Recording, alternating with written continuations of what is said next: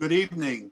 Welcome to the NAAC and Spring Valley NAACP and Journal News Candidates Forum, brought to you by the two branches of the NAACP and the Journal News LOHUD. Tonight we have four different debates: the 97th AD, the 38th Senatorial District, the 39th Senatorial District, and the 17th Congressional District. At this time, I would like to welcome the Regional Director of the NAACP, Wilbur Aldridge. Good evening. And may I say, and I do not want to take up a lot of the time because this is a great debate. Therefore, this should be informative, giving you information for you to use to determine who you will vote for, who has your interest at heart. And that's very important, that you vote for people who have your interest at heart. So while you're listening to their questions, that should be foremost in your mind. Do enjoy, and I'm sure this will be a most informative evening. Thank you. Thank you, Wilbur. And at this time, it is my honor to introduce the president of the NAAC branch of the NAACP for the last 41 years, Dr. Francis E. Pratt, for a prayer. Thank you. Let us pray. In America, there are so many in our country who are wrongly imprisoned.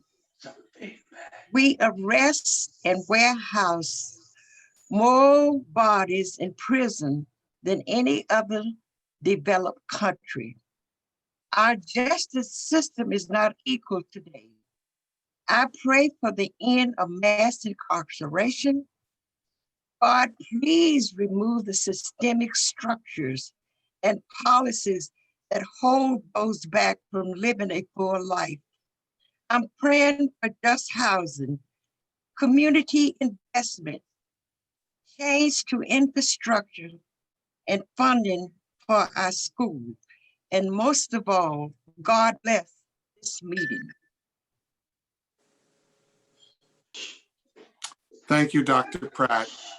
At this time, I would like to introduce the president of the Spring Valley branch of the NAACP and a true social justice warrior, Willie Trotman. Thank you so much, Paul, and welcome everyone. On behalf of the Spring Valley branch, we're honored to join collaboratively with the NAAC branch and the Journal News LOHUD to bring forth this debate, this candidates forum. We again are nonpartisan. We welcome everyone to our debate for our candidates. We please no personal attacks. Have a great debate and good luck to everyone. Thank you. Thank you, Mr. Trotman. And at this time, I'd like to introduce my colleague, the chair of the Spring Valley NAACP Civic Engagement Committee, Sonia Tracy. Thank you, Paul. Ladies and gentlemen, good evening. I am Sonia Tracy, the chair of the Spring Valley NAACP Civic Engagement Committee. On behalf of the Spring Valley and the NAAC NAACP, as well as the Journal News LOHUD, I am honored to serve as one of the moderators and to welcome all of the candidates and the virtual audience to this forum. This is a rare opportunity to hear from the candidates seeking office for the Congress, the Senate, and the Assembly in the upcoming November 3rd general election. Your participation is evidence of the power we can bring to the electorate process. Allow me to recognize those individuals who are responsible for organizing this candidates forum. They are Dr. Francis Pratt, the president of the NAAC NAACP, Mr. Willie Trotman, president of the Spring Valley NAACP, Mr. Steve Lieberman and Mr. Robert Brum from the Journal News LOHUD, who are both serving as moderators. We also have from the NAACP branch of the NAACP, mentioned before, Mr. Paul Adler, who serves as the chair of the Civic Engagement Committee. Also from the NAACP branch, we have Ms. Dorian Hillsman and Ms. Susan Wilman. Assisting us from the Spring Valley branch, we have Mr. Paul Nathan, who serves on the Civic Engagement Committee, and he will be serving as our timekeeper this evening. We have Ms. Linda Epps, who is serving as the producer of this event. Ms. Vivian Street, second vice president of the branch and member of the Civic Engagement Committee. And Ms. Debbie Sketch, who serves as vice chair of the Civic Engagement Committee as well. I also want to emphasize that both organizations are non-partisan. We do not endorse candidates, but rather provide a platform where issues of concern from the community can be addressed. Thank you. And now it is always my pleasure to introduce my colleague in the area of civic engagement, none other than Paul Adler, who is no stranger. I want to acknowledge that Paul has taken a leading role in putting this forum together. And we thank you for always doing a great job, Paul. Thank you so much, Sonia. And thank you to all of those that worked so hard for these last several weeks to put this together. I want to go through the rules of the debate. A 2-minute opening statement. And we ask the candidates to please stay within the 2-minute allotted time and respect Paul Nagan, the timekeeper, who will be reminding you of the time. There are 5 questions that will be asked by the moderators. The moderators are Sonia Tracy of the NAACP, Steve Lieberman, and Robert Brum of the Journal News. The questions will stay within the national NAACP game changer topics and the Journal News issues: economic stability, health, education, public safety, criminal justice, and local issues. Each candidate will get a 1-minute answer. Each candidate gets a 1-minute rebuttal if deemed appropriate by the moderator. 2-minute closing statement. Please stay within the time allotted, and we ask that you respect the time that will be sent to you by the timekeeper. The audience is muted and the chat room is disabled, and we will give folks just a moment more to load in to the forum. If only one candidate shows up for a particular race, that candidate that shows up will be asked the questions as if both candidates were present. At the conclusion of the forum, Vivian Street of the NAACP will offer closing remarks after the New York 17 debate. And again, to give you, for the viewers, the lineup will be the 97th Assembly District, the 38th Senatorial District, the 39th Senatorial District, and then New York 17 Congressional District. With 20 days to election, this forum is designed to make everyone involved an informed voter. We thank the Journal News once again for its co-sponsorship of this event. An archive recording of this Zoom call will be available on Monday, and Linda Epps of the Spring Valley NAACP will put that information on the Spring Valley NAACP Facebook page. And then finally, the NAACP does not accept, adopt, or claim any of the views of any of the candidates or the moderators at tonight's debate. Ladies and gentlemen, I give you Sonia Tracy once again to lead off this forum. Thank you so much. Thank you, Paul. And so let's begin with the candidates from the 97th Assembly, Ms. Jaffe and Mr. Lawler. Okay, I don't see Mr. Lawler on my screen.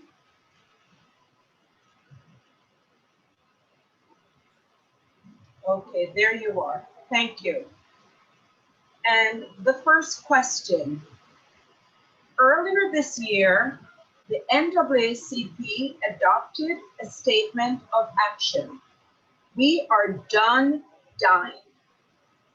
Do you believe that racism exists in New York and the United States? If yes, do you believe it is systemic? If not, why not? Ms. Jaffe, your answer.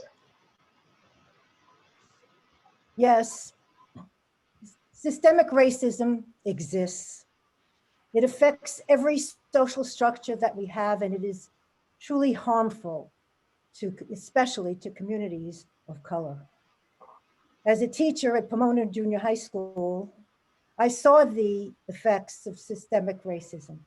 I would see the youth in my resource room class who were children of color who did not have the same opportunities and self-confidence as the other children because of their race. I did what I could to make the system work for them by exposing them very often to what a college education could do for them and offering the path to the better future, giving them that self-confidence that they could do that. So systemic racism exists, and denying it means denying communities of color the right to build a better future for themselves and their families. Cutting programs and policies that help create a more equitable system is wrong. Okay. Thank you. Mr. Lawler, same question.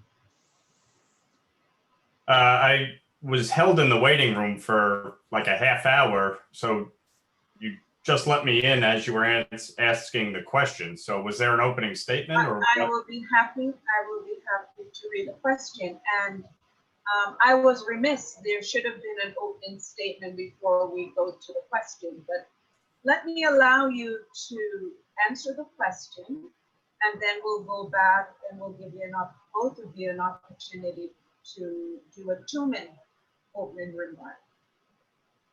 All right? Okay, so can you repeat the question, please? I will be happy to do so. Earlier this year, the NAACP adopted a statement of action. We are done dying. Do you believe that racism exists in New York and the United States? If yes, do you believe it is systemic? If not, why not? So first, let me begin by saying what happened to George Floyd earlier this year was abhorrent and never should have happened in our country. It is rightly being dealt with by the justice system where due process can be afforded and the rule of law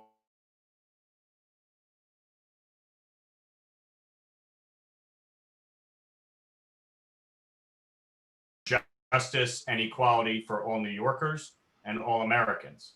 No one should ever be judged on the basis of their race, ethnicity, religion, gender, sexual orientation, or political thought. All of us should solely be judged on the basis of the content of our character and our individual conduct. I do not believe that we are a systemically racist country. I do not believe that law enforcement is systemically racist.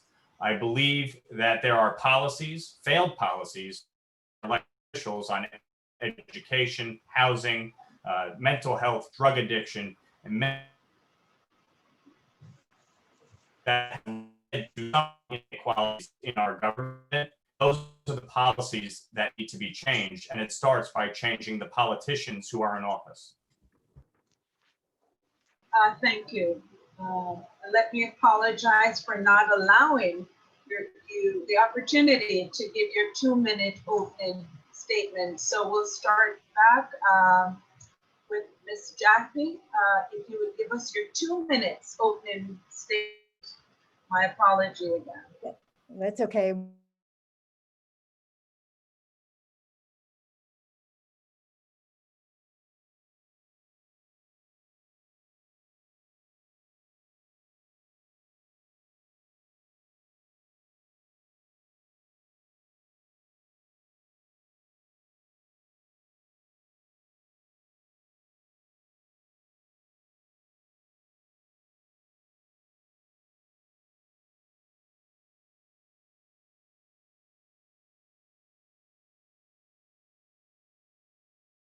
Productive healthcare choices, from investing in our children's future to keep taxes down to improving community police relations. I'll always put the interests of our families and our youth first. Thank you, Ms. Jaffe. Mr. Lawler, your 2-minute opening remarks. Good evening. Thank you to the NAACP and Spring Valley of the NAACP and LOHUD for giving voters the opportunity to hear from Assemblywoman Jaffe and myself tonight. My name is Mike Lawler. I'm a lifelong resident of Rockland County, graduate of Suffern High School and Manhattan College, where I earned my degree in county finance. My wife, Doina, and I live in Pearl River, where I currently serve as deputy town supervisor in the town of Orangetown. In addition, I'm a small business owner and have been involved politically and governmentally for well over a decade.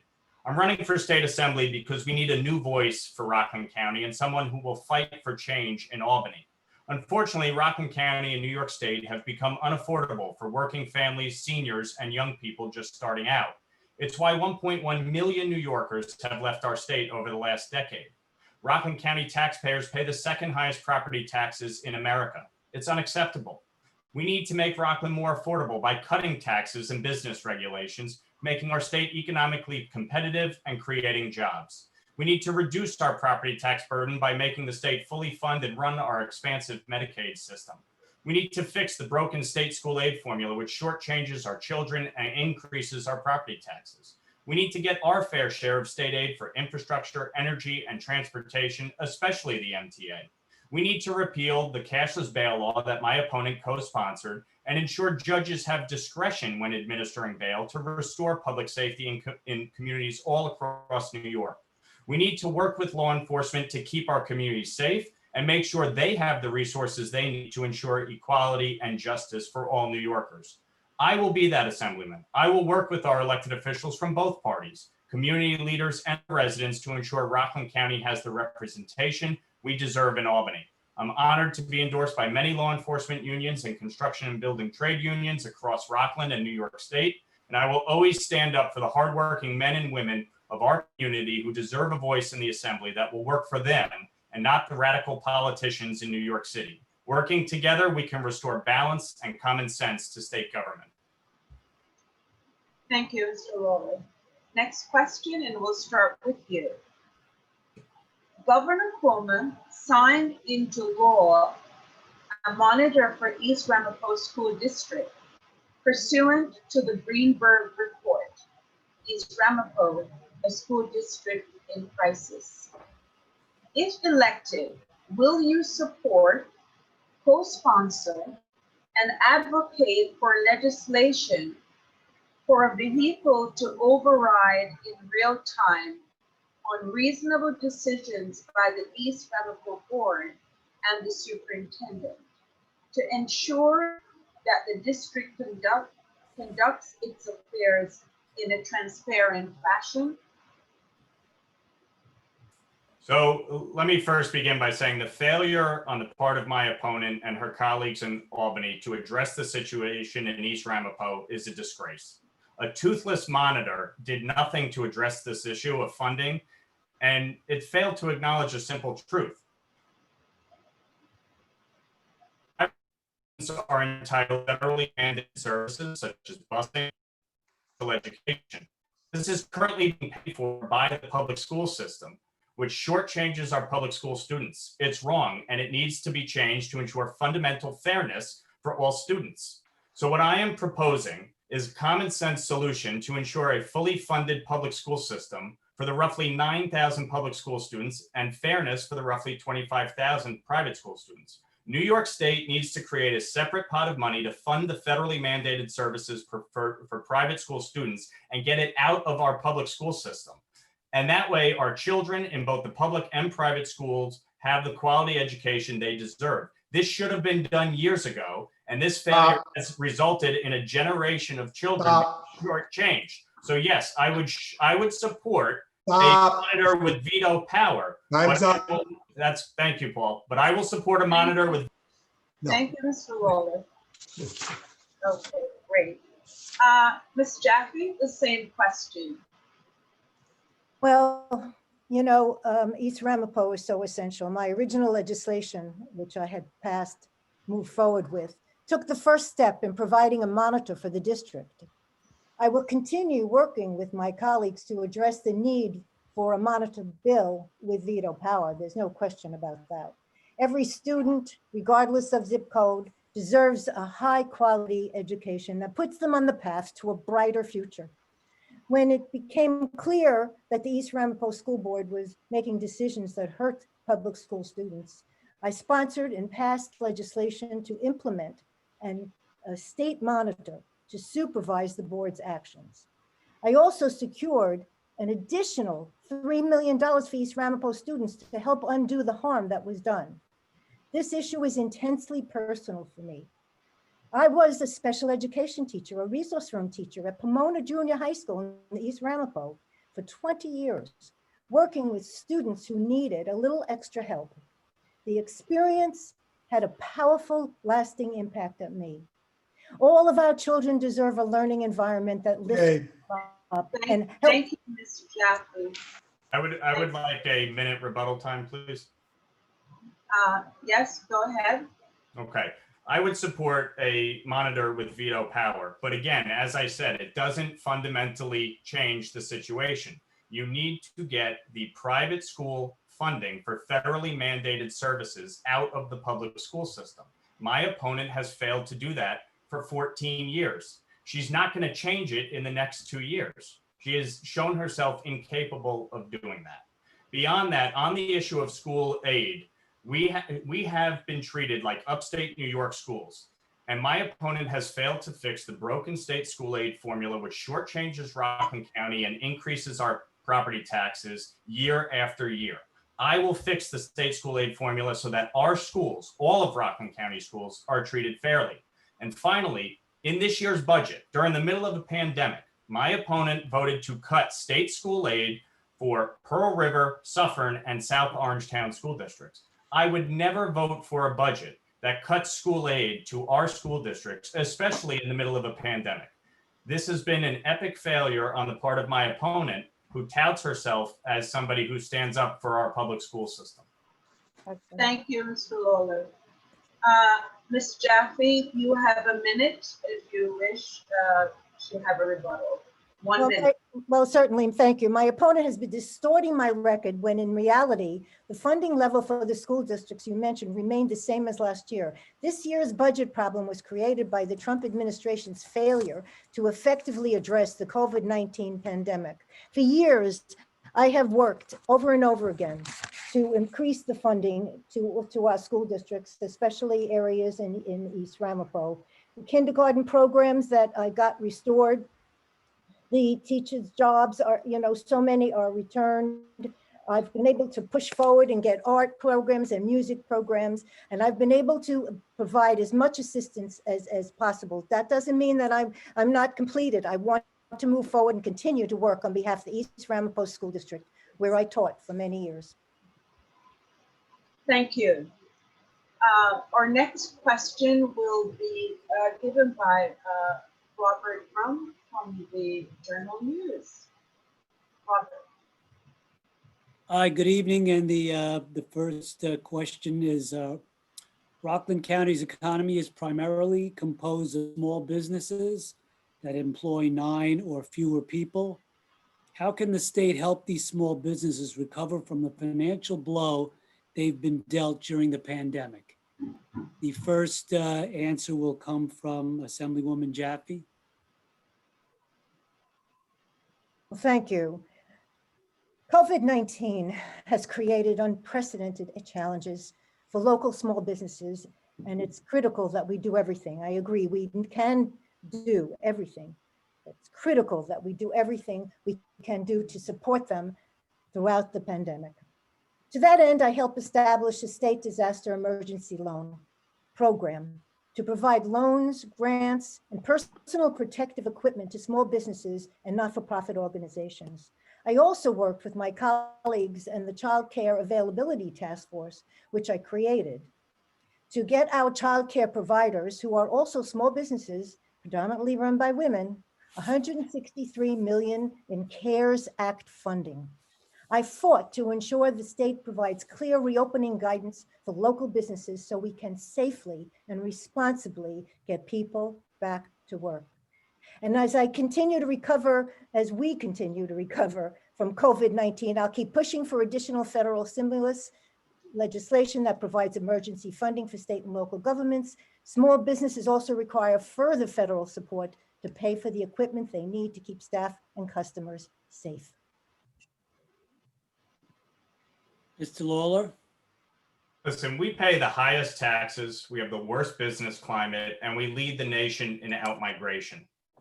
As a small business owner, I understand what actually needs to be done. We need to cut taxes, we need to cut regulations. We have over 750,000 business regulations in this state. We need to invest in transportation and energy infrastructure to help make the cost of doing business come down. We need to rein in wasteful spending, such as the $100 million taxpayer-funded campaign finance system, which is nothing more than welfare for politicians. That $100 million can be better spent funding our public school system or helping our small businesses. We need to eliminate outrageous policies such as congestion pricing, which my opponent voted for, and is nothing more than a tax on Rockland County residents and small business owners. We need to promote our educated workforce here in Rockland County, our proximity to New York City, and the cost-efficient commercial real estate to attract new investments. And the final thing I'll say is we cannot afford another economic shutdown. Our small business owners have struggled. Okay, thank you, Mr. Lawler. And the next question comes from Mr. Lieberman. Steve? You're muted. Steve, you're muted.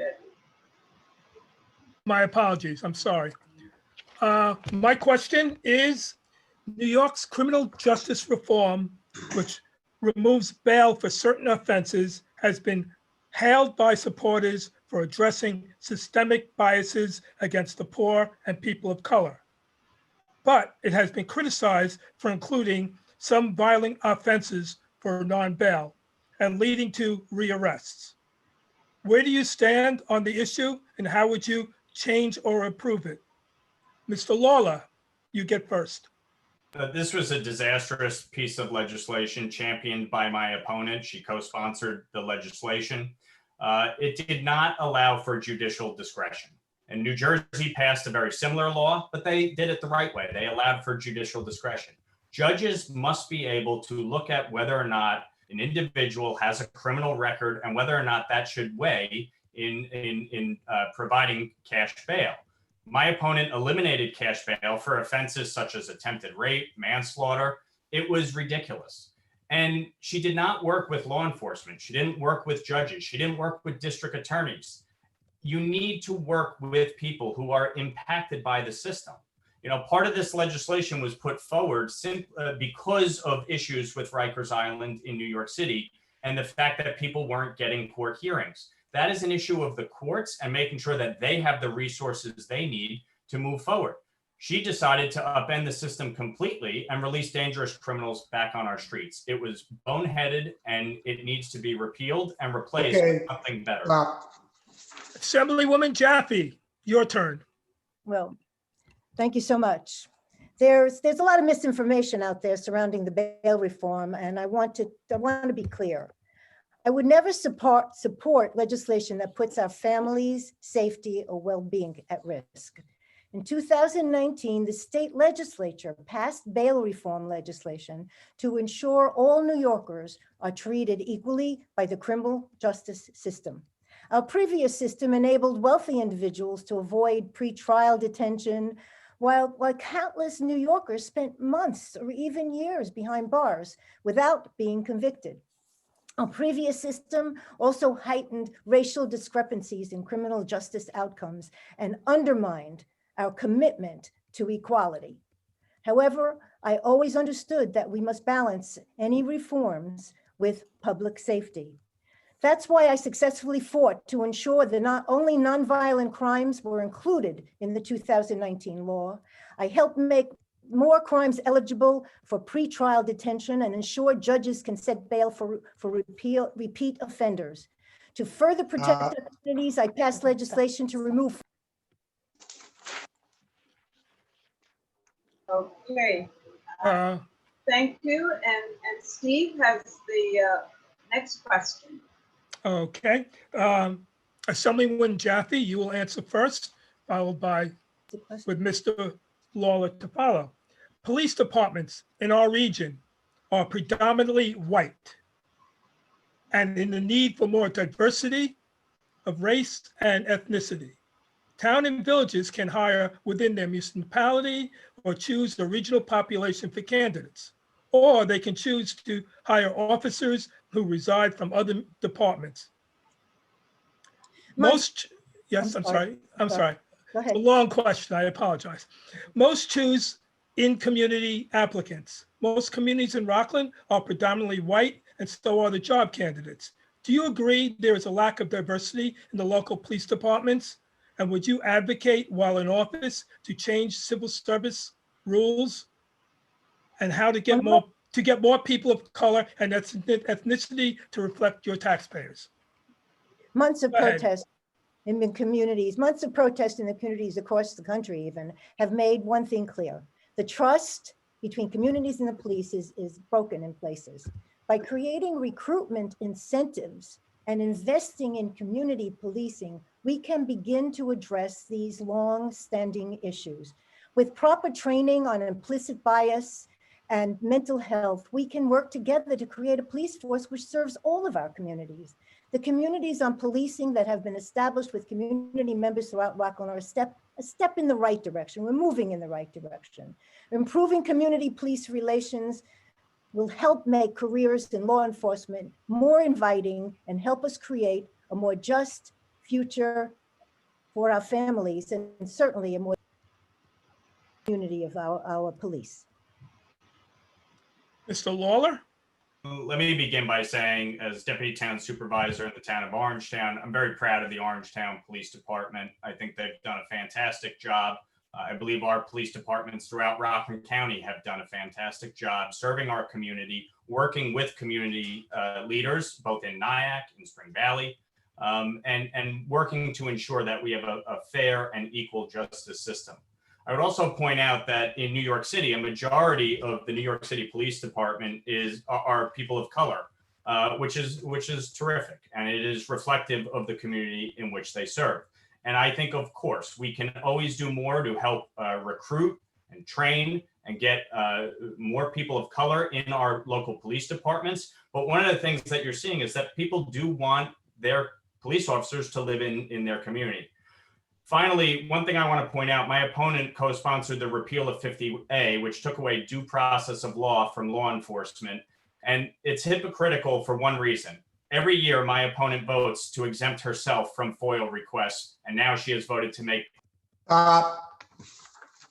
Excuse me, I'm finishing my sentence, please. She has voted to make police officers subject to FOIL. She has voted to make police officers subject to...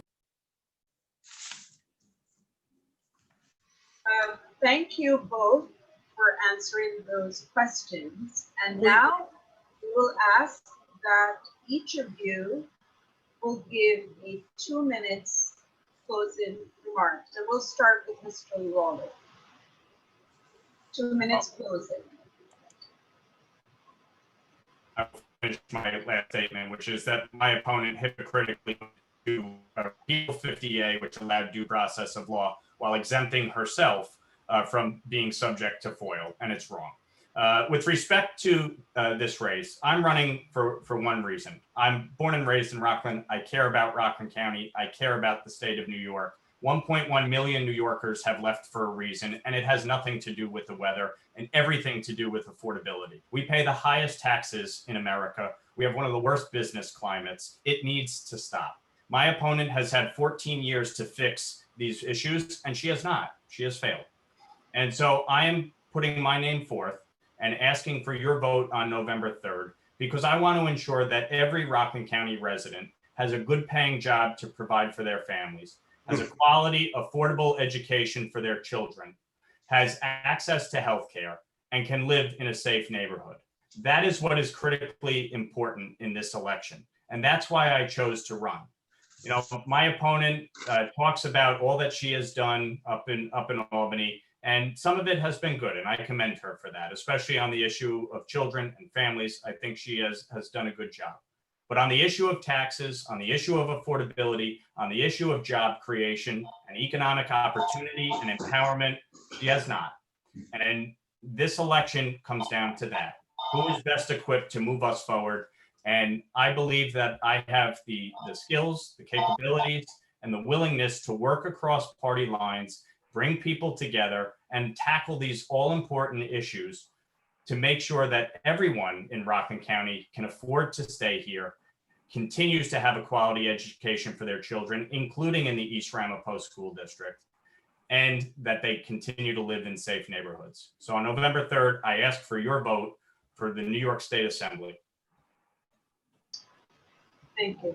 Ms. Jackie. Thank you. Well, we've done a lot of good work together. There's still so much more we must do to help our communities recover from COVID-19 and so many other issues that we deal with. As we address today's challenges, I will continue to fight to ensure our recovery doesn't leave our most vulnerable residents behind or result in an even higher tax burden. Through thick and thin, I've worked tirelessly to help our communities thrive. In the time I've had the privilege to serve Rockland families, I helped raise the minimum wage, implemented a strong paid family leave program, and delivered resources to improve local infrastructure. I also passed the strongest climate change law in the country and supported legislation that promotes equality and justice. While we've made a lot of progress, it's critical that we don't let Trump Republicans undo all the good that we've done. At a time when families across the state are struggling, we can't allow misguided tax increases or ultra-conservative priorities to undercut our recovery. I hope I can count on all of your support on November 3rd so we can continue working together to make Rockland the best that it can be for all of our families, in the business world, in the education world, in the environmental world. Please visit ellenjaffenys.com to learn how to vote safely this year. Thank you so very much for the opportunity. I want to thank both candidates, Assemblywoman Jaffe and Mr. Michael Waller, for your participation in this segment of the forum, and I want to wish you both good luck. Thank you. Thank you, Sonia. Thank you. And moving right along, we will now have candidates who are running for the Senate, the 38th district. And those two are Mr. Weber and Mr. Melnick. Do we have both of them? I see. Oh, there you are, Mr. Weber. And Mr. Okay, so let's begin. Both of you will have 2 minutes opening statement. And we will begin with Mr. Weber.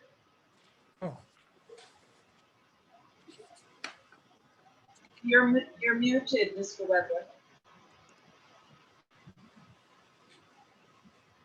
Hello, can you hear me? Yes. Excellent, great. Thank you, Sonia. And I want to thank the NAACP, Jamcar, LOHUD for putting together this debate tonight.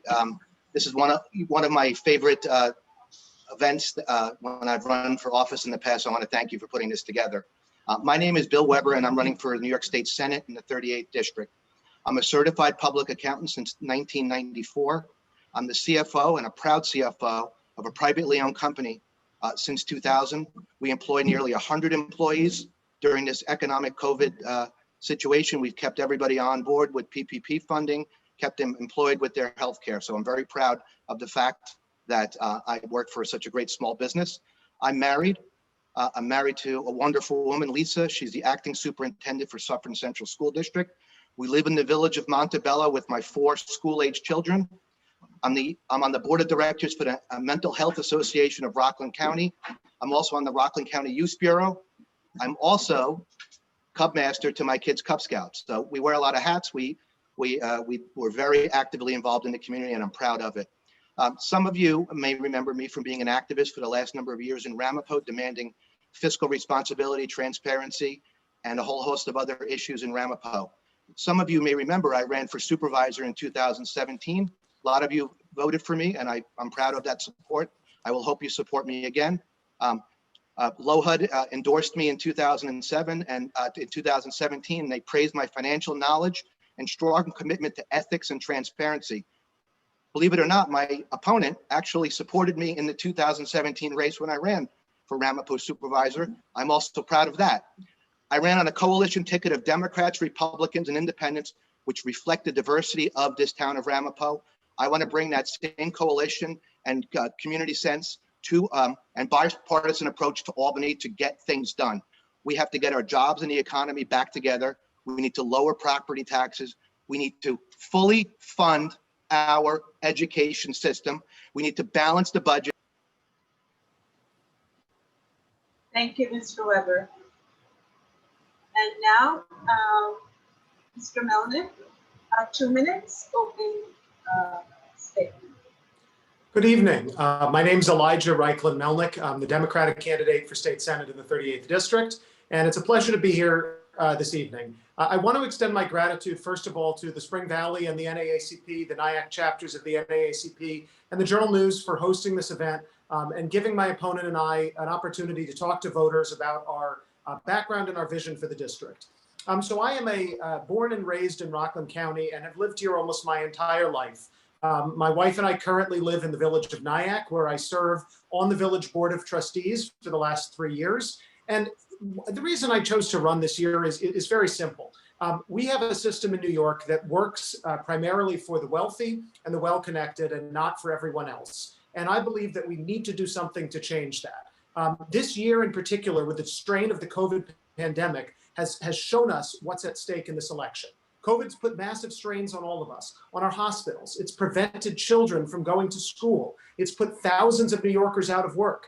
These past 6 months have shown us that we need strong leadership in Albany now more than ever. And as state senator for this district, I am looking forward to providing and fighting for quality and affordable health care for everybody in this district, for reducing the tax burden on the middle-class families, which is clearly driving people out of Rockland County and preventing people in my generation, the millennial generation, from being able to settle down here in the way that our parents were able to. And we have these so many vital issues at stake here. And so I have the experience working as a legislative director over the past year and a half for State Senator James Skoufis in North Rockland, and I'd be ready to hit the ground running on day one to address these urgent issues. I come at this with a background in education, in local government, in the private sector, ready to get to work for this community that I grew up in. Thank you. And now the first question to both of you. Earlier this year, the NAACP adopted a statement of action. We are done dying. Do you believe that racism exists in New York and in the United States? If yes, do you believe it is systemic? If not, why not? And we'll start off with school record? Of course, there's been racism. We have a history, a very long history in the past of having racism. A lot of those issues were dealt with the Voting Rights Act, with a lot of the other great features that have come on through the years. What I would like to see is education. The more we educate our young and our youth, the better we will be in the next generation to totally get rid of all racist actions and remarks and actions that we've seen in the past. I think we've come a long way in the United States from where we were not only 40 years ago, 50 years, 100 years ago. I think we're making progress in this country. We always have more work that we can do and should do, but I think we've made progress, and I want to see that continued progress for everyone in the United States, because we're all one people, we're all one Americans, and I want to bring that resolve to Albany. Thank you. Mr. Melnick? Yes. Yes. So to answer the question, there is clearly still systemic racism in the United States. And while we may have made progress, it is very much not a thing of the past. And I think you only have to look, education is a really good example, actually. I began my career as an elementary school teacher, teaching in an inner city school in the state of Connecticut in New Haven. And the year I started there, the achievement gap between Black students and white students in Connecticut was the highest in the country. 4 grade levels, Black students reading and math skills behind their white counterparts. And this does not come about except through a systemic racism that starves funds to districts with high concentrations of students of color, which we see right here in our district, where the East Ramapo School District and the Ossining School District, 2 of the most diverse school districts in our Senate area, they have struggled for fair funding from the state for far too long. And so I think it's really clear that yes, we do have an issue in this country with systemic racism. Sonia, can I have a rebuttal, please? Yes, 1 minute rebuttal. Thank you. Mr. Melnick is a senior Senate aide for Senator Skoufis. In April, there were drastic cuts to school funding in almost every single school district in the 38th district.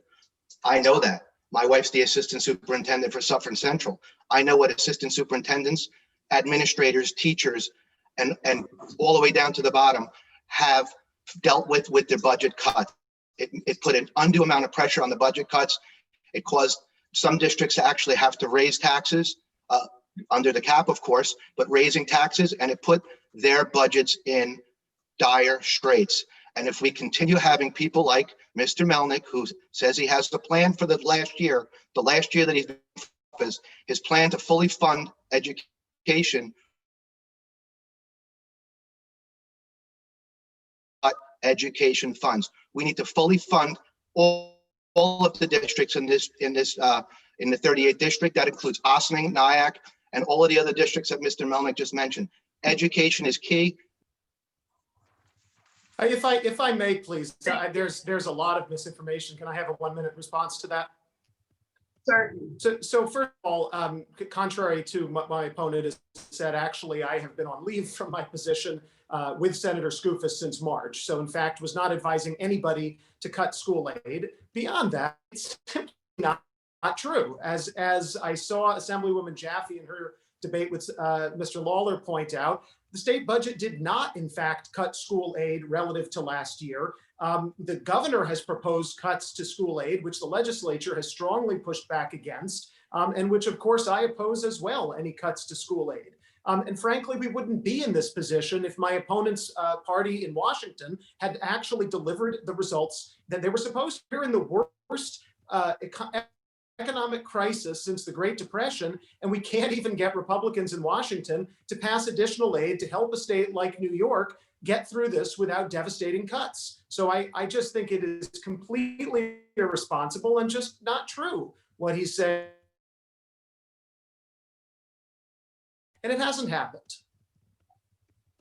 Thank you. And the next question goes to you, Mr. Melnick, first. Governor Cuomo signed into law a monitor for the East Ramapo School District pursuant to the Greenberg Report, East Ramapo Food in Crisis. If elected, will you support, co-sponsor, and advocate for legislation for a vehicle to override in real time on reasonable decisions by the East Ramapo Board and the superintendent to ensure the district conducts its affairs in a transparent fashion? Yes, so I'm proud to have been a member of the NAACP for the past decade and proud of the work that the NAACP has done advocating for the children and families in East Ramapo. And that includes the lawsuit still ongoing to ensure a ward system to give equal representation to all communities in the district. And in the primary election, there were a lot of folks who voted against me in the town of Ramapo, in part because of my position with respect to a monitor. And so I'm not afraid to take a position that may or may not win me votes, but I know it's the right thing to do. We do need state action to guarantee that all children in East Ramapo in the public and private schools have a well-funded quality education. And so I think that if that involves a monitor with the power to make sure things are followed and the rules are followed, of course, we're doing that. And there may be other solutions as well, such as the ward system, which help, but I won't shy away from doing what it takes to make sure that we don't have another generation of kids in the East Ramapo School District who are missing out on the chance for quality education. Thank you. Mr. Weber, same question. Yep. So as I mentioned in my opening remarks, I've been a CPA, an auditor, forensic accountant since 1994. I always think it's good and best practices to have a second set of eyes looking at the books. I don't have a problem with a monitor. Like my opponent said, sometimes you need to have a second looking at stuff because it's good practice to do it, because you don't know if there's been good or bad things that have happened in a district. So it's always good to have a second set of eyes.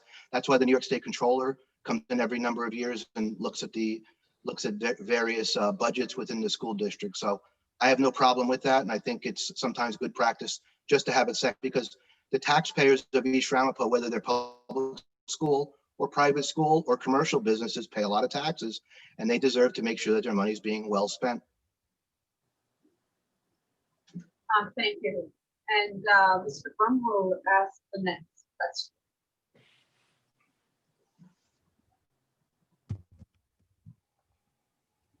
The first question is for Mr. Weber. As you heard before in the previous questions, Rockland County's economy is primarily comprised of small businesses, those with 9 or fewer employees. And as everyone knows, those small businesses have really taken a tremendous hit during the pandemic. So what can you do in Albany to help some of these businesses that may be on the brink of closing or may have closed already or are just looking for some lifeline to survive? How can the state help them? Thank you, Rob. That's a great question. And someone who's been in small business for 30 years, someone who's gone through the devastating impact of the COVID pandemic, I know what businesses need. Businesses need to have tax credits. They need to have a government that doesn't regulate them to death. As we've seen, most businesses and most residents are moving out of New York State in droves even prior to the pandemic. So we need to have a government in Albany that will support small businesses. That's why I'm thrilled to have various endorsements from small business groups from up and down to the state of New York, because they understand that someone from the private sector knows how the things that are ailing the private sector.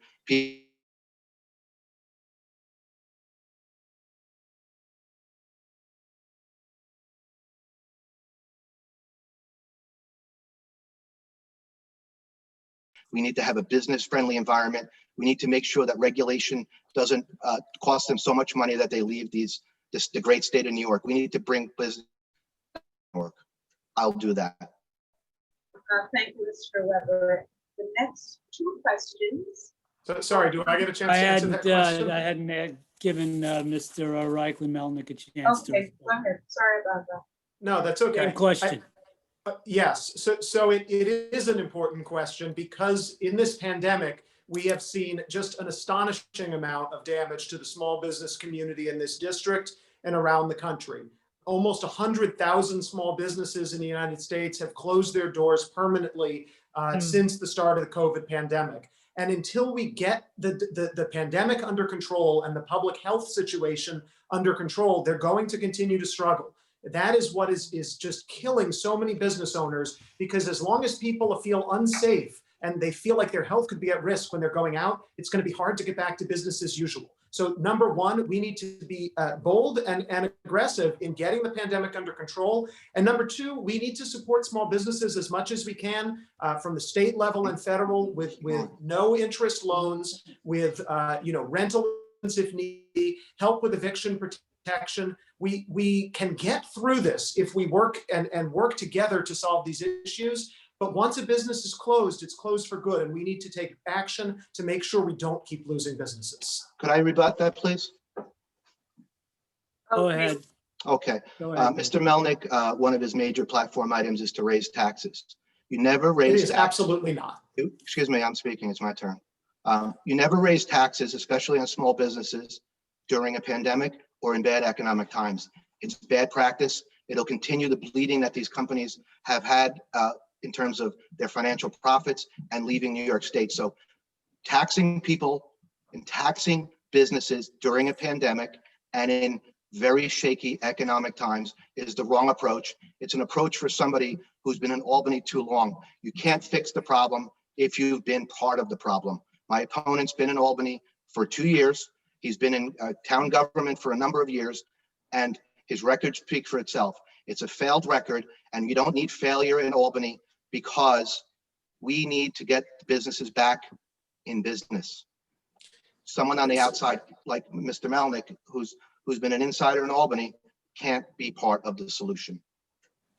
So if I may, I mean, that is just completely made up. There is no part of my platform that calls for raising taxes on any small business. So there's not much to rebut with that, because it just doesn't exist. You may not know It's a what a shame, small business because is. I certainly Okay, hold have on. had One respect at for a time. Mr. Weber in the past, and it's a shame that he is just at this point completely making things up. I have called for folks who earn $5 million or more a year to help us get through this pandemic and budget crisis by paying a little bit more. I have not called, and I would not call for raising taxes on any small business, because he's absolutely right. Of course, that would be crazy, which is why I wouldn't do it.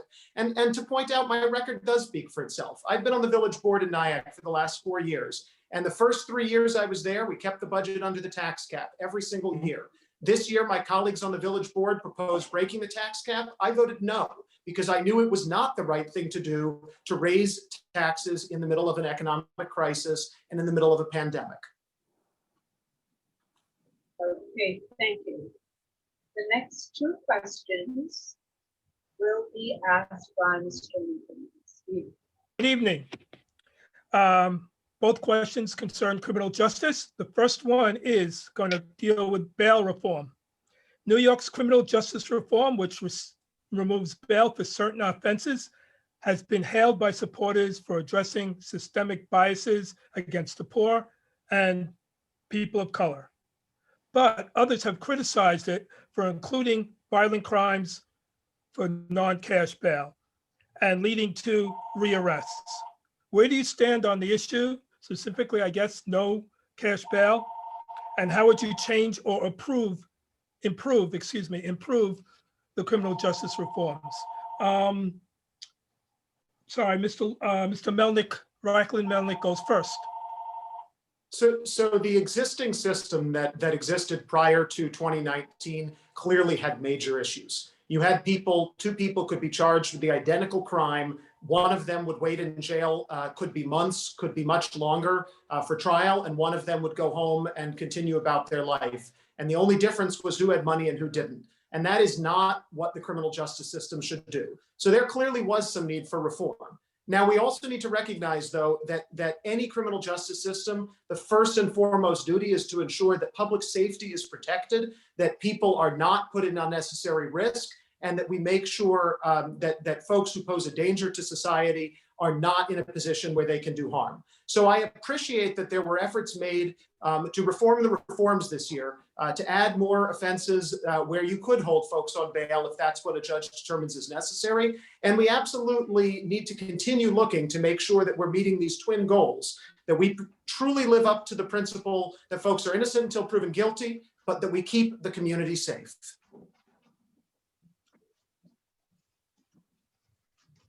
My turn? Okay. Obviously, the bail reform bill that was passed in 2019 that my opponent was in Albany promoting with his boss was a disaster. You ask district attorneys, you ask chiefs of police, Clark Osborne, all the other chiefs of police in Orangetown, you ask the police department, you ask lawyers, you ask local judges.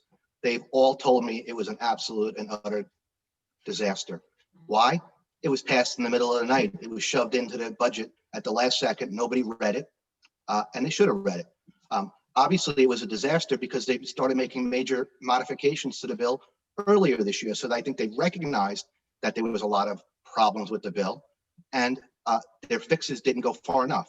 It needs to be done over. It needs to include police officers, district attorneys, members of the community, lawyers, judges, have a big meeting to discuss what should be done, what's wrong with the system, what's right with the system, but have a community effort and a coming of the knowledges among experts in the field to do it, not just ramming through legislation, radical legislation in the middle of the night. Any rebuttal, Mr. Reichlin-Melnick? No, I think I said my piece. I mean, I actually have to say something. I agree with my opponent on one issue in particular. There is a big problem with the way that the budget process in Albany works. And that is because you could have a bill like, legislation like criminal justice reform passed as part of a budget. I don't think that makes sense. Not because, contrary to what he's saying, in fact, there were many people in law enforcement, consulted, and I agree there need to be continued reforms of these efforts. But it is an issue. We shouldn't be passing legislation in the budget. This has gone on under the last several governors, under both parties, and it's not really a good way to do it. So I might surprise him by actually agreeing at least with that procedural issue. Okay. Mr. Weber, can we go on to the next question, or do you want to rebut his rebuttal? I agree with his agreement. Yes, sir. Okay. The next question is, it deals with diversity of police departments, specifically in Rockland County. Police departments in our region are predominantly white, and in the need for more diversity of race and ethnicity. Towns and villages can hire within their municipality or choose a regional population for candidates, or they can choose to hire officers who work for other departments. I guess it's called resign and hire. Most choose in-community applicants. Most communities in Rockland are predominantly white, and so are the job candidates. Do you agree there is a lack of diversity in the local police departments? And would you advocate while in office to change civil service rules to get more people of color and more people of ethnicity to reflect the taxpayers? We have Mr. Weber going first on that one. Sure. Thank you for the question. Obviously, there's been a lack of diversity in police departments over the years, but I think what I've seen in the town of Ramapo, in the village of Suffern, and some of the other local areas, they've done a pretty good job in terms of hiring more minorities, more women onto their police forces. So I would like to see them continue to do that. And you're right, a lot of local districts, police districts, hire people that live in their community, because I think that community policing is one of the best formulas to know your community members. I know Clark Osborne with the Dale program and all the other things that he's done great in Suffern, is very engaged in the community. And you want to have police officers, in my opinion, that live in your community, that live in the region that they're at, because they'll know their friends, they'll know their neighbors, they'll know the problematic areas within their village or town or county. So I would like to see that to be continued. And of course, I'd like to see better goals being met by jurisdictions that don't have as many minorities or women. And that would be a great goal that we can achieve together. Okay. Mr. Reichlin Melnick, your turn. So there's nothing wrong with wanting to have police officers who know the community well, who live in or near a community. But it is also important that, as with any government body and police, whether it's police or town government or teaching or anything else, you do want to have a workforce that reflects the diversity within a community, because I think you get better policing outcomes when you have that. And I think that you make the community feel more engaged in the process, feel safer, and feel more represented and listened to. So certainly we should seek to get greater diversity in police forces in Rockland County and throughout New York State. And I just want to add one other thing, and it concerns this criminal justice issue. And it's really a shame, because the way that the political dialogue has been taking shape, it seems like there's this false choice where you either support police or you support, police reform. And we don't have to make this choice. Of course, I support the police. My opponent has been out there saying I'm trying to defund the police and let criminals out and just crazy things. And I don't believe in that, of course. I think you can support common sense reforms and still also believe we need law and order. Can I rebut that? Sure, Mr. Weber, give it a shot. Sure. What I would say is, yes, I do believe that he wants to defund the police ultimately. His campaign manager is the head of the defund the police movement in Poughkeepsie. Not true. He had an opportunity to get rid of him, and he did not get rid of him. He supported the cashless bail. And if you speak to a lot of the police organizations, I believe 100% of the police organizations have endorsed my campaign. And what they tell me is they are very concerned with radical people like Elijah Melnick having the opportunity to go to Albany to defund and have his agenda passed in Albany. They are extremely worried. They tell me that all the time. I will not abandon them. I'm the officers and my grandfather, we have a law enforcement background to the 1930s. I will stand with the police officers and law enforcement. I'm proud to have their unanimous support. If I could please respond to that. I think it is, may I just say, it is absolutely false. This smear that my campaign manager is the leader of Defund the Police. It's completely false. He is a member of the Poughkeepsie City Council, has not proposed cutting the police budget at all. And again, unfortunately, coming back to this idea that if you are even the slightest bit in favor of reforming the system, that you're in favor of defunding the police. Don't tell me what I support. I do not support defunding the police, period. Okay. We move on. Thank you very much, Thank you, Sonia. Steve. Thanks to both of you. And I invite Mr. Melnick to give his 2 minutes closing remarks.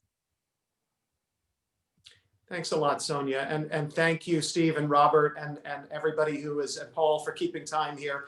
So COVID-19, getting it under control, that has to be our #1 priority in the state government and in this country right now. It's the only step that's going to let us get a full recovery, and full economic recovery. So that's why I've put together a detailed plan to combat the pandemic, to support struggling small businesses, help with public health, and make multimillionaires and billionaires pay their fair share to help us out of this crisis that we're in economically.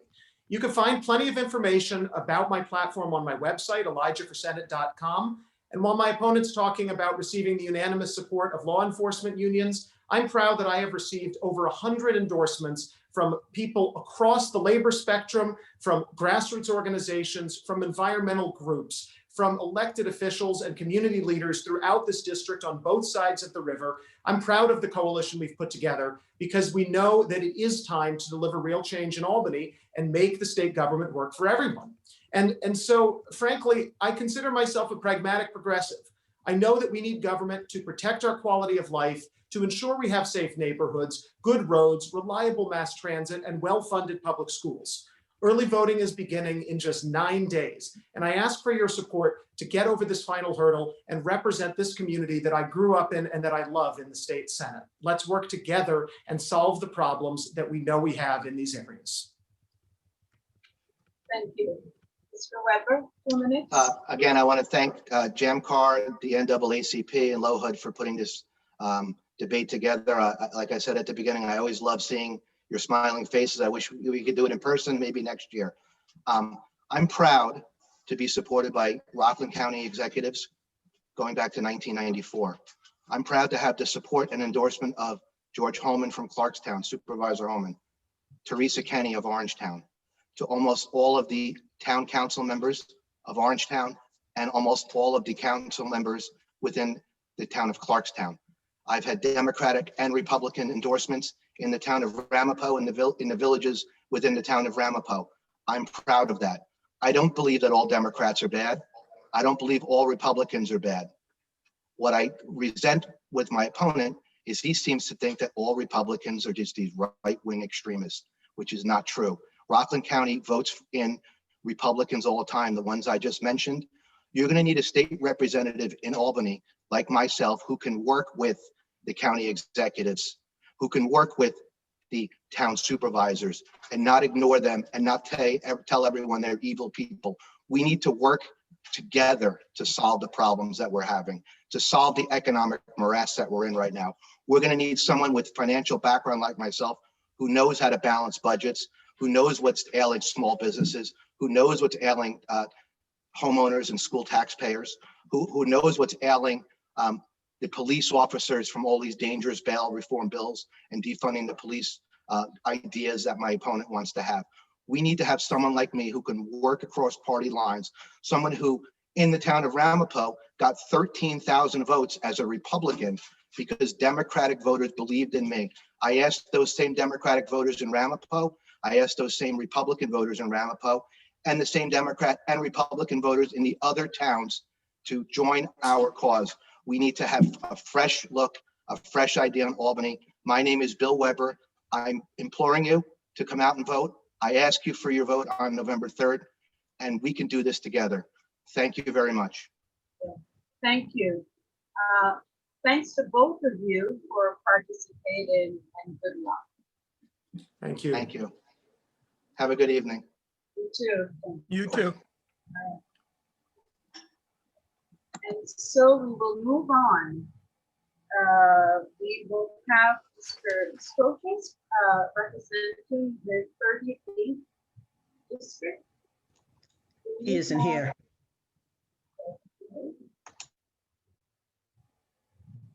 Are we absolutely sure? He's here. I see him on my screen. Yes, he is. Oh, okay. Excuse me. Hold on. Sorry, the congressional candidates are going to have to go back into the green room. We're so sorry. We have to go into the segment with Mr. Stokes. Hi, everybody. Okay, there you are. Good evening. Here I am. The mysterious senator. Okay, so we invite you to give 2 minutes opening statement. Sure. First, thank you for having me. NAACP, Journal News. I appreciate the opportunity. Despite my sole presence here, there is an election for the 39th Senate District. There is a race. And so I'm appreciative of the opportunity to share some thoughts and words. And look, this is my first term in the state Senate. However, I was 6 years in the state assembly representing much of Orange County and Stony Point. Now I'm privileged to represent all of North Rockland. And look, the last 2 years has been prolific on the legislative side, from the most aggressive climate change legislation in the country, gun safety bills like the red flag legislation finally getting across the finish line, to reproductive rights being protected, especially in the event that Roe versus Wade is overturned, to many, many other issues. But I've always focused on, in the Assembly and in the Senate, on what happens in people's backyards. And when my constituents need someone to go to the mat for them, to go to the mat for them. So in North Rockland, when the residents of Walnut Hill were facing a 15% rent increase, I got involved with Ken Zabrowski and local officials, and we fought and we pushed back, and that rent increase dropped from 15% to 3%. We're finally getting a cell service in North Rockland, up in Bear Mountain, Harriman State Park area. That begins in December because we fought Verizon to finally get that across the finish line. Hundreds of thousands of dollars for roads to the villages in Haverstraw, West Haverstraw, money to town of Haverstraw that they've never seen before. And so, these are the things that matter most. And what concerns me, that I'm the only person here in this race, is that North Rockland has always felt, or many people have always felt, to be the forgotten communities in this Senate district. I opened up the first North Rockland Senate district office. My opponent doesn't even take the opportunity to be here and talk to Rockland voters. So I look forward to 2 more years. Okay, great. Well, you're the sole candidate for this segment. So we will begin with the first question. Earlier this year, the NAACP adopted a statement of action. We are done dying. Do you believe that racism exists in New York and in the United States? If yes, do you believe it is systemic? If not, why not? So the short answer is yes, that racism very clearly still exists. And no one is to take my word for it. You can just take the FBI's word for it, where they have made it very clear that the most pressing domestic terrorist threat in the United States is white supremacy. And so no matter where you look, almost every element of society, you can point to some level of racism. And look, I'm a white guy from Cornwall, Orange County, the suburbs of New York. And I have spent many of the past months where this has obviously been a raging issue. I've spent much of the past months listening because my families did not have to go to different restaurants to eat. My families did not get segregated into different restrooms. My families did not have to deal with that kind of discrimination, my family members and ancestors. And so I spent a lot of time listening and taking that to try and be a productive part of the solution to address what clearly is, what clearly exists racism here in New York and the country. Thank you. Next question for you. Governor Coleman signed into a law a monitor for the East Ramapo School District pursuant to the Greenberg report. East Ramapo, a school district in crisis. If elected, will you support, co-sponsor, and advocate for legislation for a vehicle to override in real time unreasonable decisions by the East Ramapo Board and the superintendent to ensure the district conducts its affairs in a transparent fashion? The answer is yes. And again, you don't have to take my word for it because you can see that I did just that in the assembly. A number of years ago, the legislation that included a monitor with veto power came up for a vote in the assembly. I was a co-sponsor of the bill. I voted for the bill. And let me be clear. There have certainly been steps in the right direction in the East Ramapo School District over the last number of years. However, it is alarming and quite frankly appalling to see the school district, most recently, for example, continuing to challenge and appeal the recent decision on wards. There is no logic other than, perhaps these school board members feel bitter about the decision. There are already a number of minority individuals on the school board. There's no reason to veto this ward lawsuit. And it's wasting millions of dollars of taxpayer funds that could be in the classroom. It's really a shame. That's why we need a veto monitor. Great, thank you. The next question comes from Robert Crum. Robert? You're muted, sir. Senator, if you've been listening while you've been off camera, you heard me ask the other candidates about the effect that the pandemic is having on small businesses. Small businesses with 9 or fewer people make up about 81% of all businesses in Rockland County, and there's so many of them that are struggling to stay open during this. So as a sitting lawmaker in Albany, what can be done to throw a lifeline to these businesses that are fighting to survive? Thank you. Let me first say that I'm proud to be one of only 2 Democrats running for state Senate out of 63 races in the state to be endorsed by the National Federation of Independent Businesses. They are the group that represents the small business community here in New York. And there are a couple of things I would say. Number one, we have an opportunity to restructure the tax code as it relates to businesses here in New York. The Home Depots of the world, the Walmarts of the world, didn't just get by during the pandemic. They made money hand over fist. And it's about time that they took on some of the burden, the tax burden that small businesses have traditionally faced and are now dying on a vine because they just simply can't afford to continue without some substantial relief. The second thing I'll mention is business interruption insurance. You have businesses that pay through the nose premiums for business interruption insurance when there are natural disasters and they are forced to close. Insurance companies are throwing their policyholders under the bus. It's wrong, it's illegal, and I support legislation to clarify to make sure that these insurers have to pay their policyholders. Okay, thank you. The next 2 questions will be asked by Steve Rubin. Steve? Good evening, Senator. Both will be on criminal justice. The first question will center on no bail reforms. New York City's criminal justice reforms, which removes bail for certain offenses, has been hailed by supporters for addressing systemic biases against the poor and persons of color, but it has been criticized for including some violent crimes, violent offenses, and leading to rearrests of people who have been released. Where do you stand on bail reform and criminal justice reforms, and how would you change or improve it? Thank you.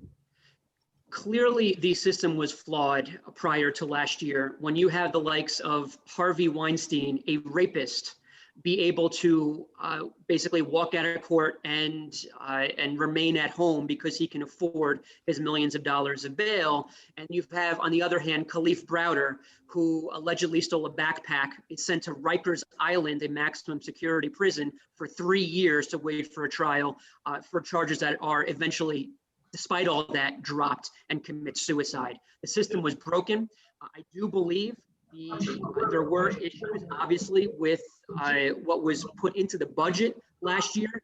And that's why I led the charge with a handful of colleagues in the Democratic majority to make adjustments to the reforms of 2019. And so now, repeat offenders, judges have the ability to reimpose bail for repeat offenders in the interest of public safety. Similarly, any charges that involve a fatality, now again, I have judges have an ability to impose bail. And so we made significant fixes and we'll continue to monitor how bail reform plays out moving forward. Thank you. The second question deals with diversity in the police departments. Police departments in our region are predominantly white and in the need of more diversity of race and ethnicity. Towns and villages can hire within their municipality or choose a regional population for candidates, or they can choose to hire officers who resign from other departments. Most choose in-community applicants, and most communities in Rockland are predominantly white, and so are the job candidates. Do you agree there's a lack of diversity in the local police departments? And would you advocate changes to the civil service system to allow for more diversity? One of the things that thank you for the question. One of the things that the NYPD does get right is that they have a very diverse police force. And yes, there are some local police departments that do not look like the communities they serve. And I believe that is one of the most fundamental, basic, and quite frankly, easiest ways to engender trust in communities that perhaps don't have trust with the police department. And so yes, that does exist in some local police departments. And yes, I would consider and would likely support some reasonable changes to civil service law that can better help municipalities have a police force that better reflects the communities they serve. Thank you. Thank you, Senator. And may I invite you now to give your 2 minutes closing statement. Thank you very much. And I appreciate the speed at which we were able to move the questions. It's a little easier when it's just me here, but I do thank you all for having me. And it is a privilege to represent the North Rockland community as well as Eastern Orange County and the southern tip of Ulster in the state Senate. I don't take this position, this job lightly on any day that I'm privileged to be in office. And I'll tell you, the next months, and quite frankly, the next years ahead of us requires a steady hand on the tiller. You have so many neighbors, so many constituents who are struggling from this pandemic still. Our office was in a position to help over 4,000 constituents, unemployment problems alone. And that's a credit to my team. But that speaks to the scope of the harm from this pandemic, whether it's individuals, families, small businesses, and certainly we see, and you've all talked about, the financial difficulty that the state is in right now. So we need a steady hand on the tiller. I'm proud to represent this community and will be focused like a laser beam on getting the public's safety prioritized, the public health prioritized, as we're now possibly looking down the barrel of the second wave, and ultimately rebuilding our economy. But we can't rebuild the economy until we first protect the public's health. And so both of those things need to be prioritized in the next term. And I'm up to the task and look forward to working with my colleagues in local government to do just that. Thank you for having me. And I respectfully ask the viewers here and your readership if they would afford me a second term. I would be enormously grateful and honored to continue serving. Thank you, Senator, for your participation. Thank you. Have a nice night. And now we will move into our segment, the next segment, which will be candidates who are seeking office in congressional race in New York's 17th district. So, do I have all of the candidates?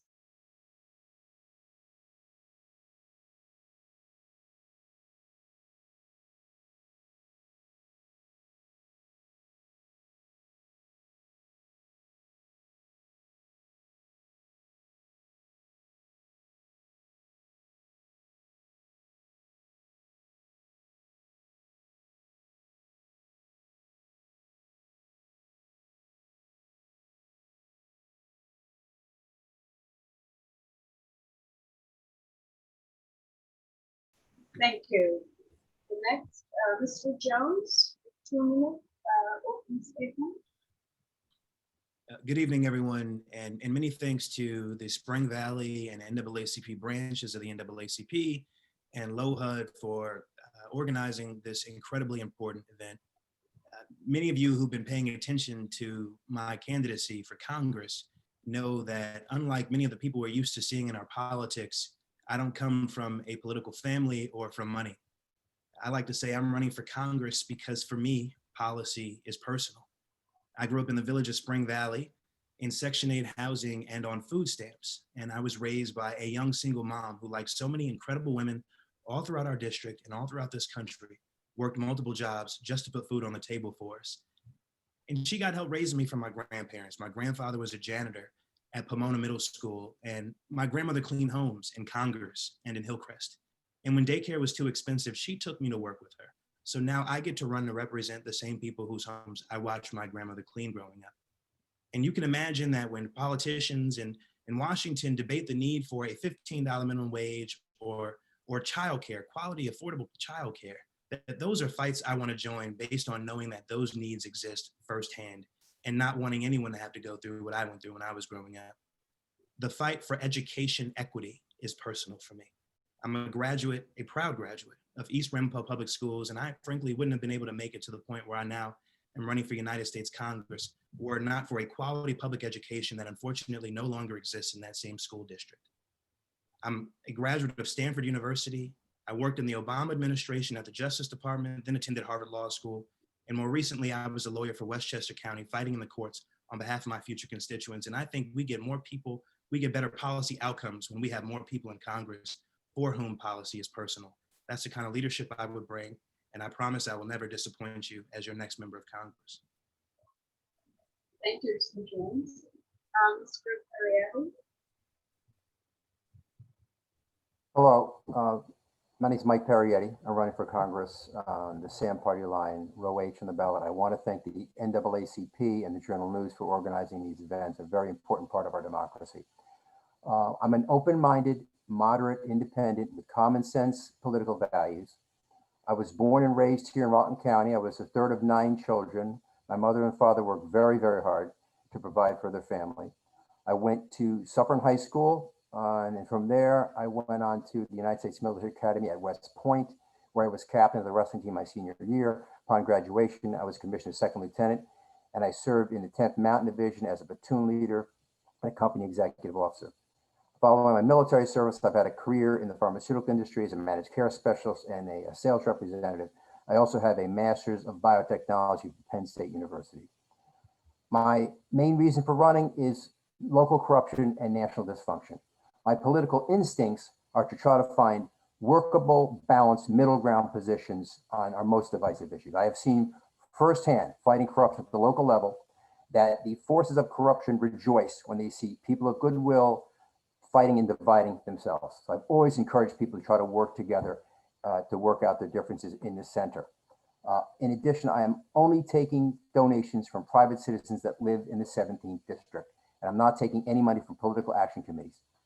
This will leave me free to go down to Congress and act and vote in the best interest of the 17th district. It will also free me up to talk openly about local issues. I will talk about corruption. I will talk about housing discrimination. I will talk about educational, substantial equivalency between public and private school curriculums. I will talk about unfunded mandates, and we'll talk about the dangers posed to a free society when we allow radical religion to run amok with impunity. Thank you. Thank you. And now, Mrs. Shulman, 2 minutes, opening statement.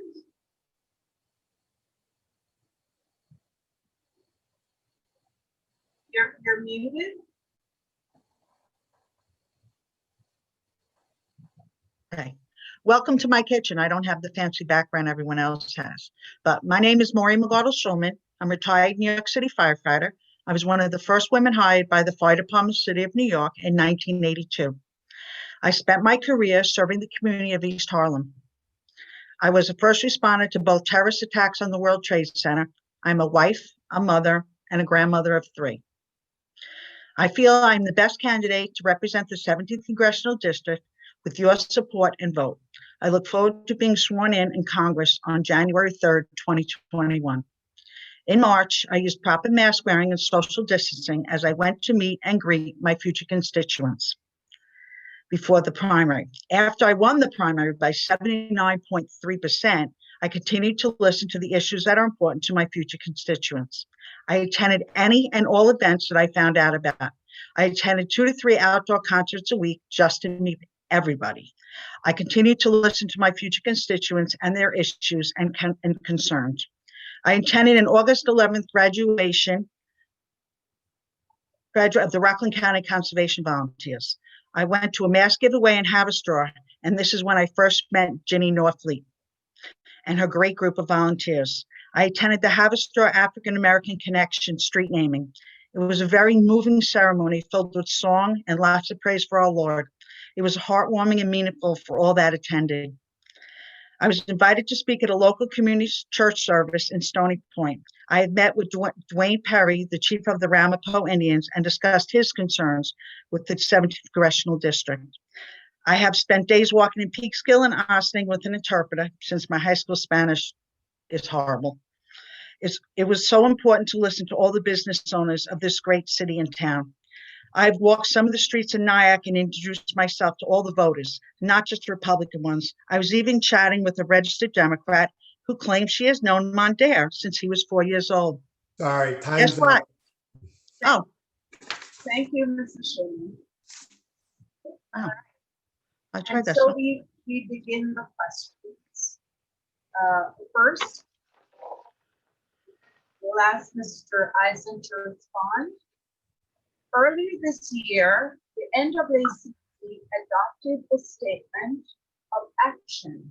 We are done dying.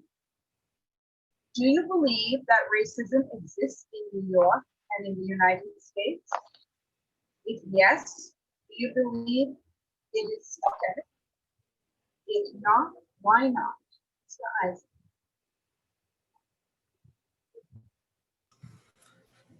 I think racism is a real problem, and I think there are definitely elements of our society where the racism is not just a problem, but it actually is systemic. And I know right now there's a big bright light on the uniformed police and law enforcement.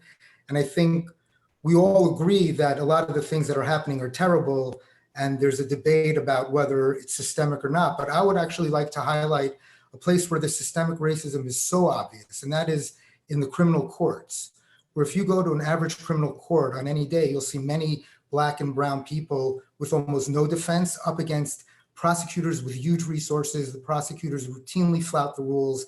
And I think the Sixth Amendment has just been ignored. And I think we need to return to the Sixth Amendment in addition to all the other battles that we're fighting.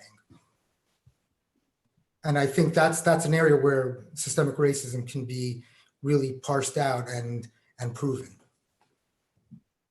Thank you. Mr. Jones, your answer to the same question?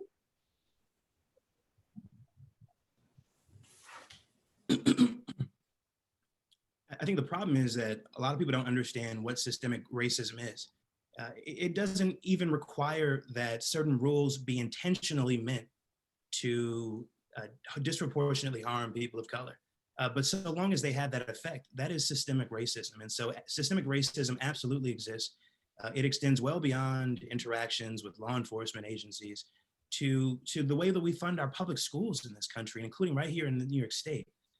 A system that concentrates tens of billions more dollars in white communities and deprives Black and brown kids of critical educational opportunities.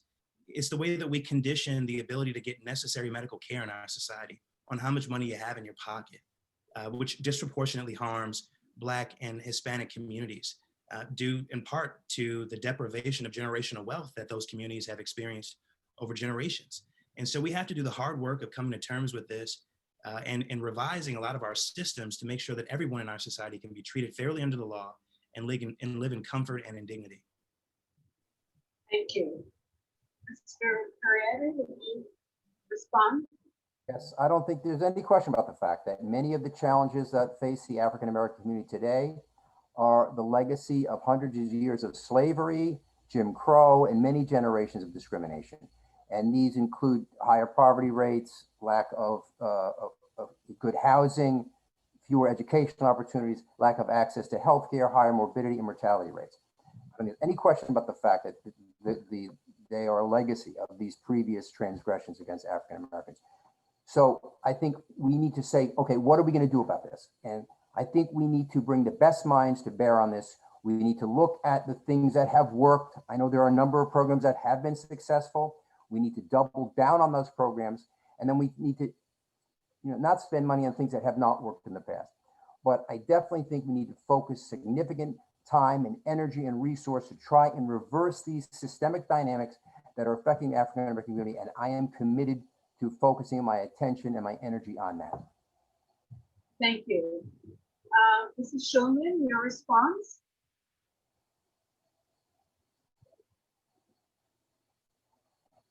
You're muted. Okay. Obviously, I'm not a Black person, so I don't have the same experiences that Black people do. And I tried to talk to some of my Black friends about this, and my friend was very upset. He said, I worry about my son. I don't worry so much about my daughters, but I worry about my son getting pulled over. And I said, why? Why were you worried? His son's a nice kid. He's a nice guy. He's an adult. He goes, because he feels he has to put his hands up on the dashboard when he gets pulled over. And I said, I put my hands up on the dashboard when I get pulled over. That's the most dangerous thing for a police officer to do, is to go to a car and not know what's going on inside the car. It has nothing to do with race as far as I'm concerned. Obviously, I'm not a Black person, so I can't speak for them. But I'm not going to be popular with this, but I don't think there's systemic racism. And I think Monday Jones proves it. He got a nice education, went to Stanford University, worked for the Obama administration, and then went to Harvard Law School. So I'm not seeing it. I'm sorry. Thank you. I'm going to hand off to Robert Brown for the next question.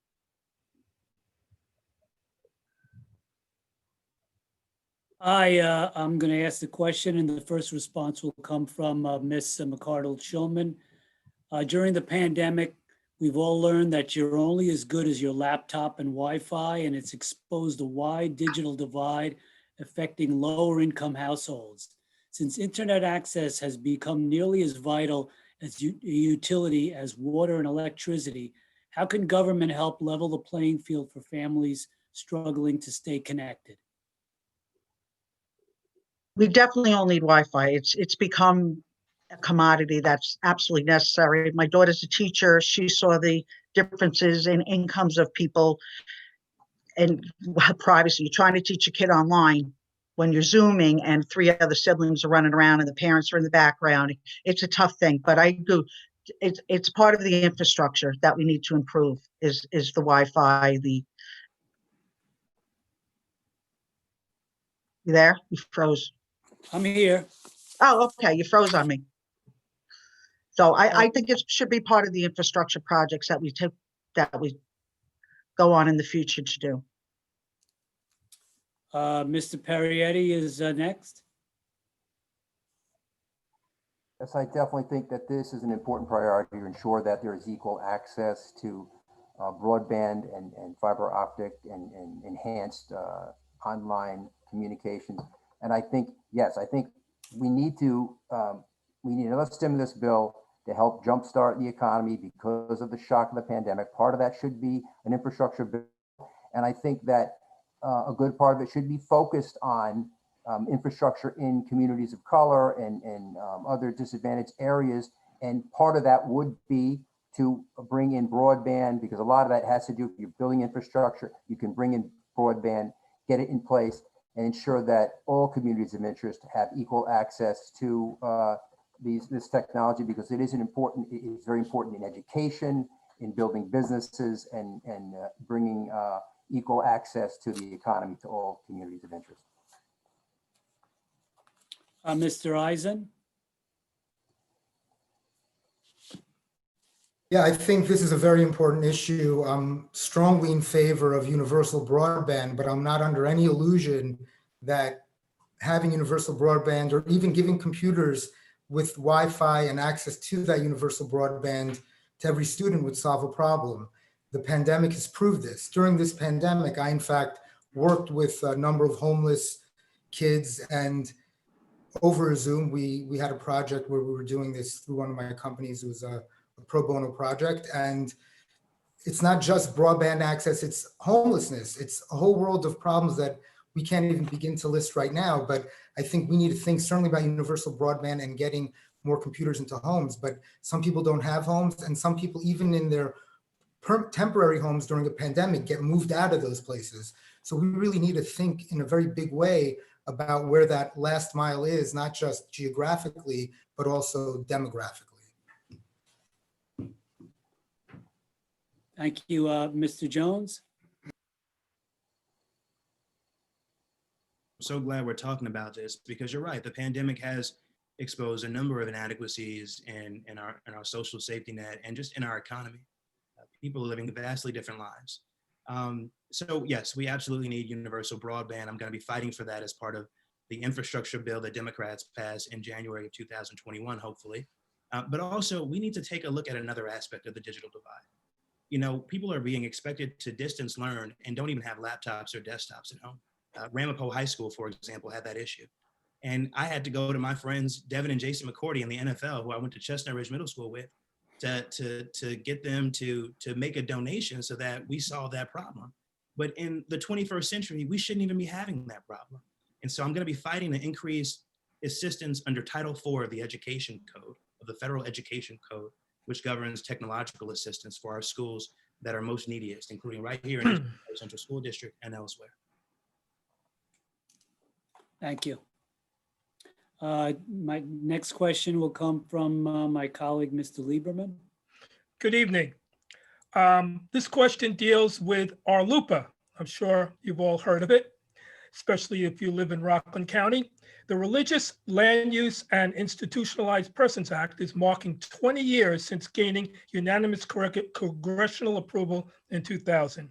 The act supposedly prohibits the imposition of burdens on the ability of prisoners to worship and aims to protect religious institutions from burdensome zoning law restrictions.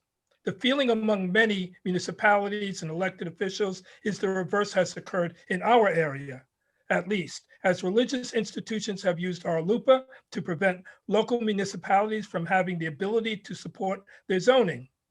Fighting these lawsuits is expensive, and the courts and the Trump administration seem to lean towards the religious institutions.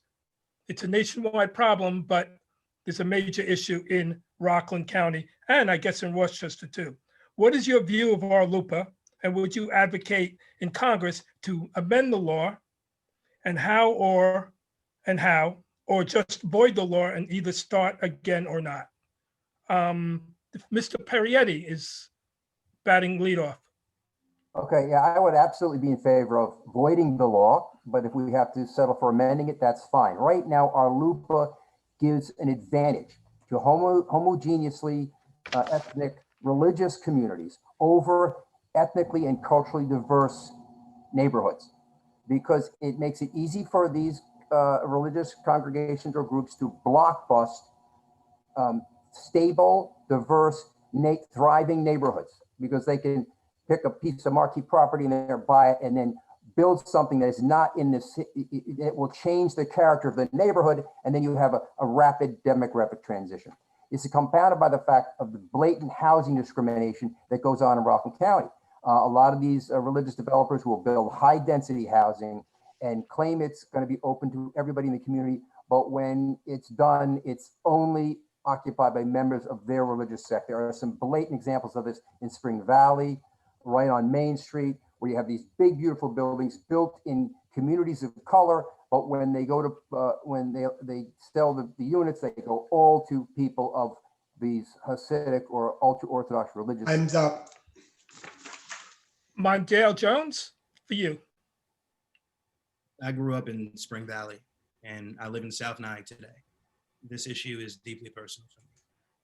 I think that the federal Constitution on its own provides enough protections for religious groups, and people have a remedy under the United States Constitution to avail themselves of all of the protections that they have under that document. And there is no actual need for a statute like RLUIPA. I've been clear on that from as far back as my primary campaign when people were asking questions, and I'm going to be consistent in that. Okay, thank you. Mrs. McCardle-Shulman, you can respond, please. I'm a person who believes that all the rules and ordinances should be run on the local level. I don't like the Justice Department coming in or the federal government coming in and tell us what we can and can't do in our area. Just like with the AFFH, I don't want the federal government taking over our housing and telling us where we can live and can't live and who can build next to us. I feel it's something that should be done totally on the local level. Okay, thank you very much. Mr. Eisen. Thank you.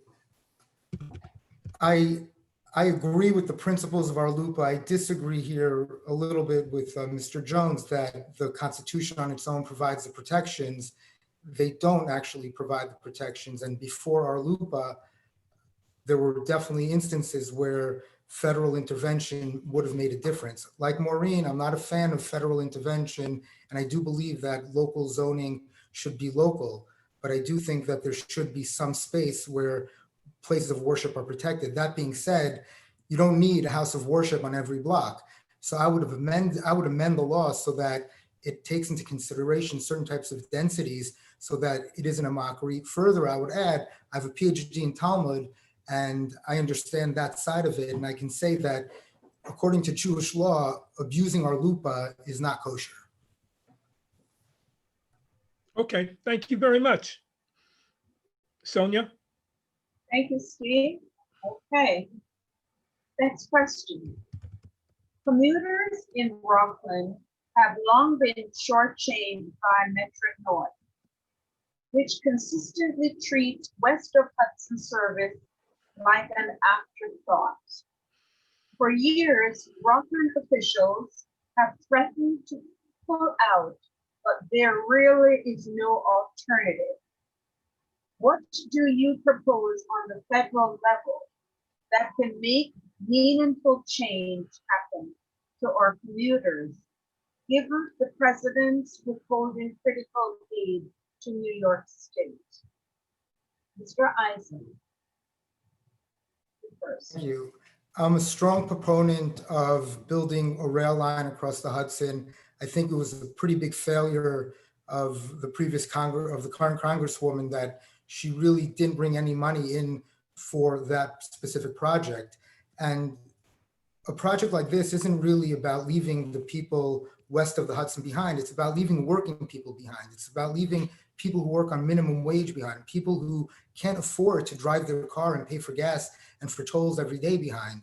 And I think there's an opportunity to build that rail line, to build some light rail. And what a congressman has to do is go to DC and fight like hell for that money. And I plan to go to DC and fight like hell and bring that money and get those jobs here and create a better environment for the workers of our district. Thank you. Mr. Perrietti, your response. Well, I definitely agree that we have a problem with the commuter transportation on the west side of the Hudson River. I do think it was a big failure that we didn't have something built into the new bridge. I think this is a tough fight because you're going to have to go down to Congress and you're going to have to win some friends and allies to help you on this issue, to bring more money to Rockland, as perhaps as part of an infrastructure bill, to improve the light rail and improve commuter options in and out of New York City. Because yes, this is a key economic question about how people can get to work, to and from work, and it would help the economy in Rockland County to have better commuter options in terms of light rail and other transportation. Thank you. Mr. Jones, your response? We need high-speed rail accessible in all parts of Rockland County that features a one-seat ride into New York City and into Westchester County. I too believe that it was a failure that we didn't get those kind of resources to cross the Hudson River. There's space right on the Mario Cuomo Bridge for that purpose. And I'm going to be fighting for that as part of a bill that Democrats have committed to passing, an infrastructure bill in 2021. I'm going to be fighting to make sure some of that money comes to this district so that we can do things like invest in that. And by the way, that would be a major boon for the economy. It would make Rockland a much more attractive place for a young person to live and start to move to and start a family. And of course, it would also be more environmentally friendly. It is so much less environmentally friendly to drive a car or take a bus to get into Westchester or to Rockland County. Thank you. Mrs. Shulman, your response? My response is the light rail idea is a very, very expensive idea. It costs between $83 to $85 million per mile to build this. Plus, we don't have the property to put it in. I would rather encourage businesses to come to Rockland and Westchester County where the people are. So the people aren't commuting to business, the business are moving where the people are and the employees are. That's what I would rather do. Oh, sorry. And buses. Buses is a much better alternative to light rail, less expensive. Thank you. Final question. Really? Although members of the House of Representatives do not confirm Supreme Court nominees, Do you believe the Senate should fill the vacancy created by the late Ruth Bader Ginsburg within 20 days until the election on November 3rd? If elected, would you support expanding the Supreme Court from 9 to a greater number? And we'll start off with Ms. Gibbons. Your response.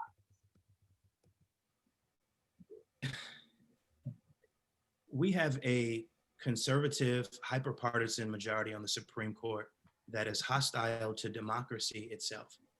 It was a 5-4 majority led by Justice Roberts that gutted the Voting Rights Act. I remember marching in the early 2000s with the NAACP to renew that legislation, and it was renewed with bipartisan support. Unfortunately, we have a hyper-partisan conservative majority that does not respect the will of Congress. At a minimum, we should not be confirming this right-wing activist judge to the Supreme Court. And in order to preserve our democracy, to uphold democratically elected, small d, democratically elected statutes like the Affordable Care Act, and to protect the woman's right to choose, Roe v. Wade, and other rights and civil liberties, we have to make sure that we do everything required. And that means, I believe, rebalancing the court, unpacking the court by adding justices to it. Most Americans agree. They don't think that there should be a 6-3 conservative majority on the Supreme Court. They want more of a balance. Thank you. Mrs. Schulman, would you respond, please? I have no problem with the current justice being put in before the election. Not at all. As far as expanding the Supreme Court, it's going to backfire. Everything that happens has a reaction. And it might be conservative now, and you want to add liberals, but in a couple of years, it might be the other way. So I don't agree on expanding the Supreme Court. Should leave it the way it is. Thank you. Mr. Ferrietti, your response. I am not in favor of expanding the Supreme Court because that would kick off an escalation that we'd end up with like 49 justices like they have in Argentina. But I am in favor of getting more moderate justices on the court. I don't want people on the far right or the far left. Let's get some moderate justices on the court, and let's try to get some people with a wealth of real life work experience, so they will have the wisdom and the insight they need to hand down rulings that will positively affect the lives of Americans everywhere.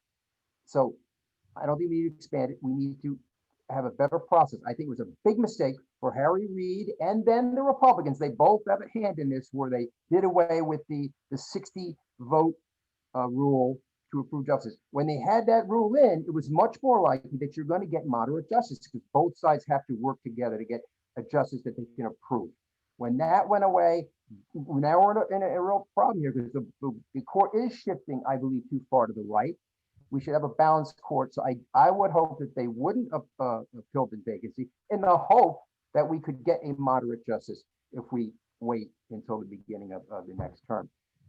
So I'm in favor. Time's up. Thank you, Mr. Ferrietti. Mr. Eisen, your response. Thank you.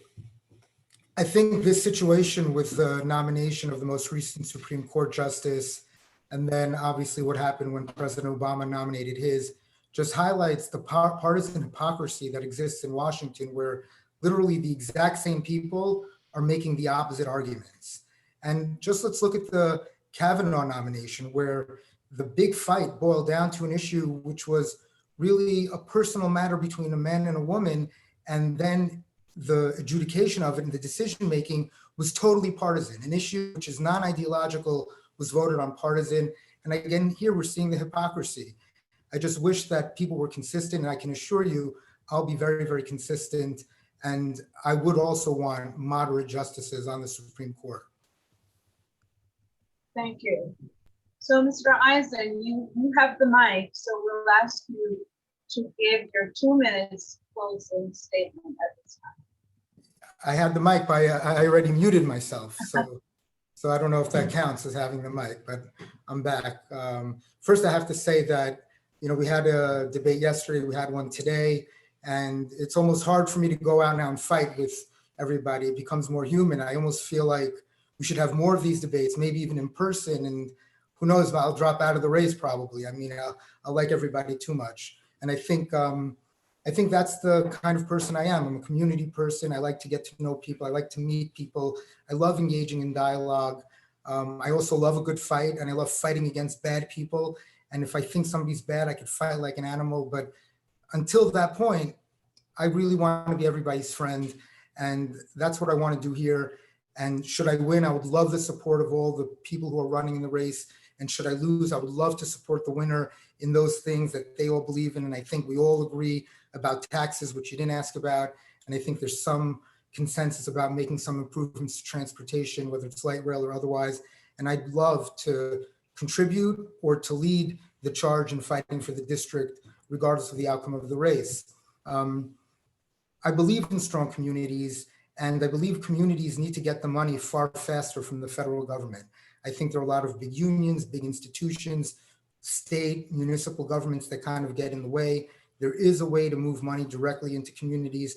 And I'd love to see people stay in communities, stay local, not feel like they have to go away for a good education, not feel like they have to go away for a good job, but stay and keep their community strong. And I think, speaking to the NAACP, which is a strong community organization, this is exactly the kind of organization that I think federal funds need to go into. Its leaders need to be trained in a whole world of social services, whether it's family mediation, training teachers, things like that, and keep the communities here, keep the community strong, and have an education of a Stanford, Harvard quality right here in Rockland, so Mandir doesn't have to leave, and so my son doesn't have to think about going away from the district to learn the things that he wants to.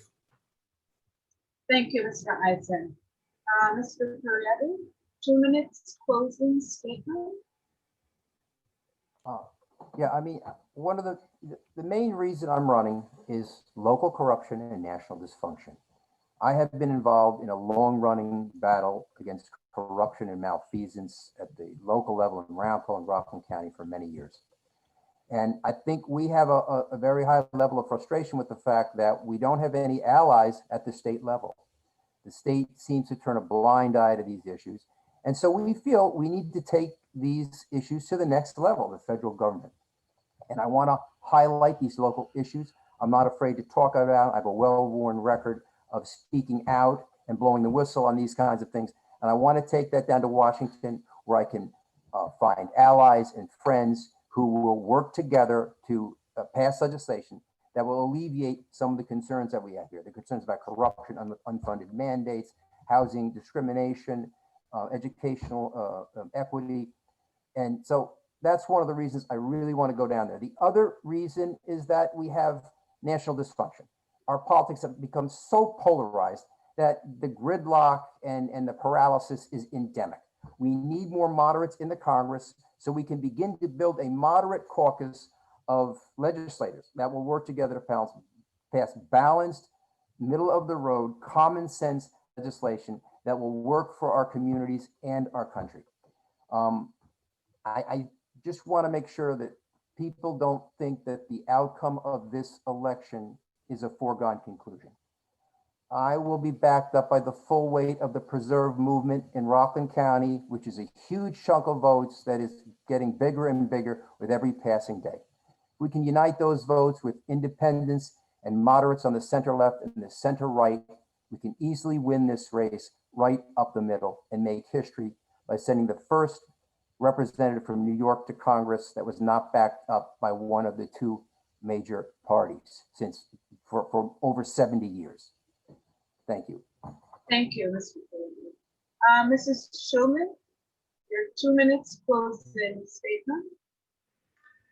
I have an essential rescue worker mentality. If something needs to be done and there's obstacles in front of me, I will find a new way to overcome those obstacles and achieve my goal. I will work the same way for the residents of the 17th Congressional District when elected. I am saddened that my opponent has championed the new bail reform bill. I'm afraid my opponent, being endorsed and influenced by Alexandria Ocasio-Cortez, will also stop companies with good paying jobs from our district. I'm also afraid Mondale will stop our police departments from having new police officers, as AOC did in New York City. The work ethic and perseverance I have had my whole life is what I will be taking to Washington, D.C. with me. I will have a careful, watchful eye on the government spending of our tax dollars. We as residents of Westchester and Rockland already pay way too much in taxes. We certainly do not need to add any of our already unmanageable tax burden. I need your support and your vote. Please remember to vote on November 3rd for Maureen McArdle-Shulman. Thank you. And Mr. Jones, your 2 minutes closing statement. It would be the honor of my life to represent the great people of Rockland and Westchester counties in United States Congress. Many of you who know my story know that it was not a foregone conclusion that I would be at this point where I'm now able to run to represent the same community that raised me, the same community that came together and lifted me up from very humble beginnings and elevated me to a place where I can now help that very community. I am excited to roll up my sleeves and get to work with Democrats in Congress who've been trying to do things like pass COVID-19 relief, an infrastructure bill that would help the people of this district, legislation that would make sure that we strengthen our democracy in the box to protect the civil rights and civil liberties of all of the various constituencies right here in Rockland and in Westchester County, to provide more funding for education, especially as I look at some of the great challenges that our public school students right here in Rockland County in particularly are facing, but also across the Hudson River in Westchester County. That's the kind of leadership I would bring. And I will bring the perspective of someone who grew up working class, who understands that this economy has never worked for the vast majority of American households. And yes, by the way, we do need tax relief here. It's why I'm in full support of restoring the SALT deduction, which when Donald Trump and Republicans in Congress capped at $10,000 in December 2017, really crushed middle class and even lower middle class families in our district. That's the perspective that I'll bring. It is a perspective also of integrity, and one that will be responsive to all the people of this district, not just the wealthy and the well-connected, not just Republicans, but also Democrats and independents and anyone who lives in this district. Thank you. Thank you, Mr. Jones. This concludes our question and answer segment of this forum. And so on behalf of my fellow moderators, Robert Brum and Steve Lieberman, we thank you for participating in this forum. And we do want to wish you the best of luck in the upcoming November 3rd election. At this time, it is my pleasure to hand off to Ms. Vivian Street, who will give us the closing remarks. Vivian.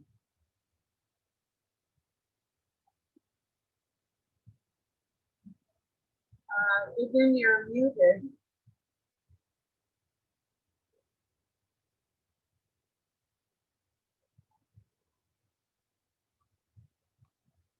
Mute. You hear me? Yes, okay, thank you, Sonia. While the forum has concluded, we hope that this evening's forum has enlightened all of you about the candidate's position on some of the major issues facing our community and our country. Special thanks to the Nyack and Spring Valley NAACP and LOHUD for sponsoring this event. Special thanks to Paul Adler, Sonia Tracy, Paul Nagin, Linda Epps for coordinating the forum. Remember that this election is the most consequential election of our lifetime. Let us all do our part by encouraging our families and neighbors to vote. October 24th is the first day of early voting. Tuesday, October 27th is the last day that one can request an absentee ballot. And remember, the general election is November 3rd. We thank you so much for participating and attending and those candidates, and we wish you all the best. Have a great evening. Thank you, Vivian. Good night, everyone. Night. Good night. Thank you. Thank you.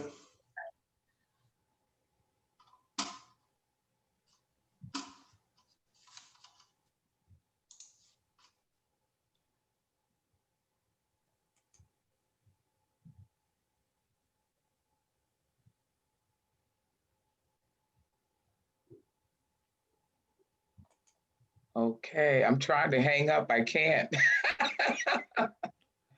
Well, I just wanted to stay on for a minute. All in the lighting. How you doing, Sonia? Good? I'm doing great, Good. thank you. I'm going to leave now. Okay.